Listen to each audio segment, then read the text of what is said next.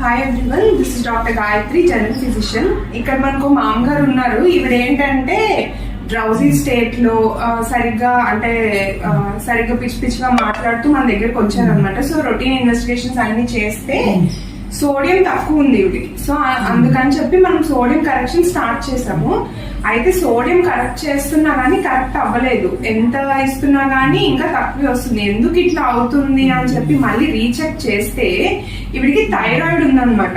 So thyroid ఉంటే ఇవిడ 3 days నుంచి థైరాయిడ్ మెడికేషన్ అనేది స్టాప్ చేసేసారు. సో అలా స్టాప్ చేయడం వల్ల ఇవిడికి థైరాయిడ్ బాగా ఎక్కువైపోయి మిక్సెడిమా కోమా అంటారు. సో మిక్సెడిమాలోకి వెళ్ళిపోయారు అనమాట.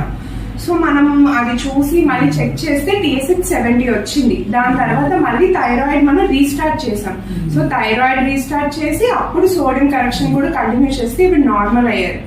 సో దీన్ని బట్టి ఏంటంటే ఎవరు కూడా థైరాయిడ్ మెడికేషన్ డాక్టర్ ప్రిస్క్రిప్షన్ లేకుండా స్టాప్ చేయొద్దు.